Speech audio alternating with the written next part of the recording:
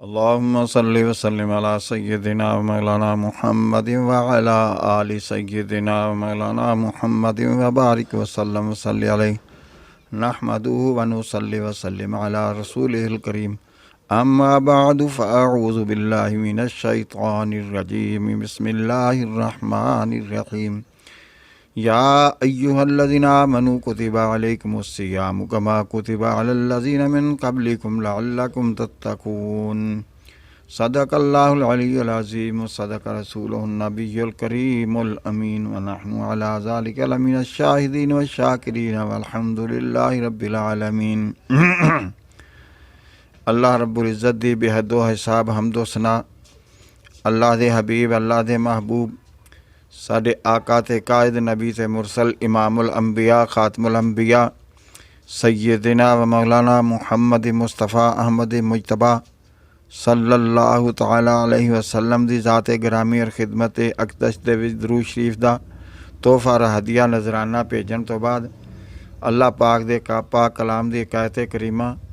और इस दे नाल ही नबी अकरम सल्लल्लाहु अलैहि वसल्लम दे इरशादात जिहड़े रमज़ान दी आमद तो पहले एक दिन पहले आपने इरशाद फरमाया सी उहदा मफहूम खुलासा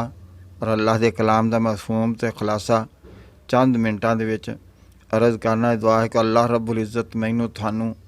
सारे मुसलमानों बल्कि तमाम इंसानों अपने इस मुबारक महीने की बरकत तो फ़ायदा उठाउण दी जिंदगी दे विच और जिहड़े इस दुनिया तो चले गए आ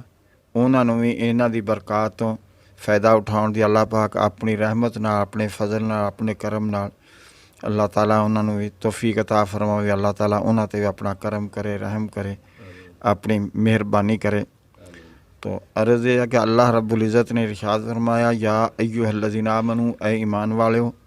ये हुक्म ईमान वालियां नूं यानी मुसलमानां नूं आ ए ईमान वालिओ कुतिबा अलैकुमुस्सियाम असी लिख दिते तुहाडे ते रोज़े मिन क़ब्लिकुम जिस तरह पहले लोगों ते लिखे सीगे दाऊद अलैहिस्सलाम दी मूसा अलैहिस्सलाम दी ईसा अलैहिस्सलाम दी इस तो पहलियां कौमां हज़रत आदम अलैहिस्सलाम हज़रत नूह अलैहिस्सलाम इब्राहीम अलैहिस्सलाम जिन्ने भी पैगंबर कमो बेशक 1,24,000 सारियां कौमां ते सारे पैगंबरां ते आए और उन्हां दे वस्त नाल उन्हां दे वसीले नाल तो उन्हां दे वास्ते नाल उन्हां दे बरकत नाल और उन्हां दी सुन्नत ते उन्हां दे अमल दी वजह तो सारियां नूं उहदी बरकत हासिल होईयां और सानू भी साडे नबी अकरम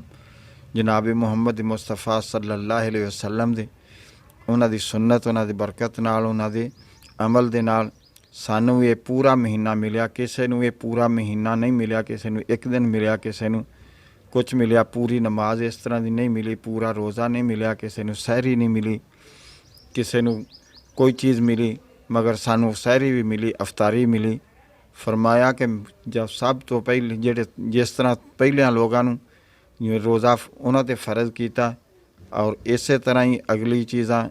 कि तुहाडे वास्ते भी इस तरह ही फ़र्ज़ किया और अगे फरमाया कि लअल्लकुम तत्तकून ताकि तुसीं भी पहले लोगों तरह अल्लाह कोलों डरन वाले बन जाओ, अल्लाह कोलों डरन वाले बन जाओ। तकवा दा माना डरन वाले आउंदा है। परहेज़गार जिहड़ा उर्दू तर्जमा आ अरबी दा परहेज़गार दो तरह का आउंदा कि एक तो परहेज़गारी रखनी कपड़ा बदन साफ रखना, दूसरा कि दिल भी साफ रखना, दिमाग भी साफ रखना, अख भी कन भी हथ भी पैर भी हर चीज़ का खुदा दे हुक्म दे मुताबिक जिस तरह अगे पिछे खाण पीण की पाबंदी जिहड़ी आ वो नहीं हुंदी ते रोज़ियां च हुंदी है, इस तरह ये रोज़े जिहड़े आ इस बाकी दी सारी जिंदगी जिहड़ी आ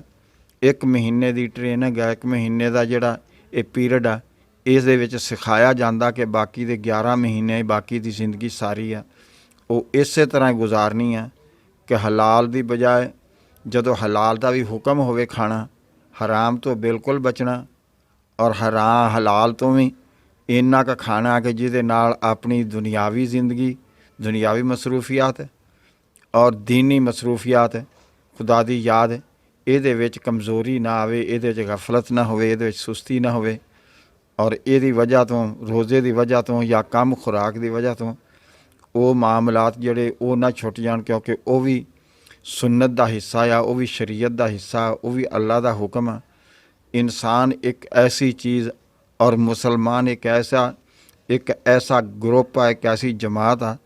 ਜਿਹਨੂੰ ਜਿਹੜੀਆਂ ਚੀਜ਼ਾਂ ਮਿਲੀਆਂ ਉਹ ਪਹਿਲੇ ਕਿਸੇ ਨੂੰ ਵੀ ਨਹੀਂ ਮਿਲੀਆਂ। ਉਮਤ ਮੁਹੰਮਦੀਆ ਨੂੰ ਜਿੰਨੇ ਜਿੰਨੇ ਇਨਾਮ ਮਿਲੇ ਆ, ਅਤੇ ਅੱਲਾਹ ਰੱਬੁਲ ਇੱਜ਼ਤ ਨੇ ਇਹਦੇ ਵਿੱਚ ਸਾਨੂੰ ਇਸ ਤਰਫ ਲਿਆਂਦਾ ਕਿ ਸਿਰਫ ਇਹ ਰੋਜ਼ੇ ਤੁਹਾਨੂੰ ਹੀ ਨਹੀਂ ਮਿਲੇ, ਪਹਿਲਿਆਂ ਨੂੰ ਵੀ ਮਿਲੇ ਆ, ਮਗਰ ਤੁਹਾਨੂੰ ਮੈਂ ਆਪਣੇ ਮਹਿਬੂਬ ਦਾ ਸਦਕਾ ਸਭ ਤੋਂ ਜ਼ਿਆਦਾ ਇਨਾਮ ਕੀਤਾ। 1 ਮਹੀਨਾ ਰੋਜ਼ੇ ਔਰ 10 ਮਹੀਨਿਆਂ ਦਾ ਸਵਾਬ। ਉਸ ਤੋਂ ਬਾਅਦ ਨਫਲੀ ਰੋਜ਼ੇ ਆ, ਅਗਰ ਉਹ 6 ਰੱਖ ਲਓ ਸਾਰੇ ਸ਼ਵਾਲ ਦੇ ਵਿੱਚ, ਅਤੇ ਫਿਰ ਸਾਰੇ ਸਾਲ ਦਾ ਸਵਾਬ ਮਿਲਦਾ ਹੈ। ਔਰ ਇਹਦੇ ਨਾਲ ਹੀ ਮੈਂ ਫਰਮਾਨ ਰਸੂਲ ਜਿਹਦਾ ਮੈਂ ਜ਼ਿਕਰ ਕੀਤਾ ਸੀ, ਉਹਨੂੰ ਜ਼ਿਕਰ ਕਰਕੇ ਉਹਦਾ ਖੁਲਾਸਾ ਅਰਜ਼ ਕਰਕੇ ਅਤੇ ਆਪਣਾ ਬਿਆਨ ਖ਼ਤਮ ਕਰਦਾ ਕਿ ਨਬੀ ਅਕਰਮ ਸੱਲੱਲਾਹੁ ਅਲੈहि ਵਸੱਲਮ ਨੇ ਫਰਮਾਇਆ, ਸ਼ਬਾਨ ਦੇ ਆਖਰੀ ਰਾਤ 'ਚ ਹਜ਼ਰਤ ਸਲਮਾਨ ਸਾਹਾਬੀ ਰਜ਼ੀ ਅੱਲਾਹ ਤਾਲਾ ਕਹਿੰਦੇ ਆ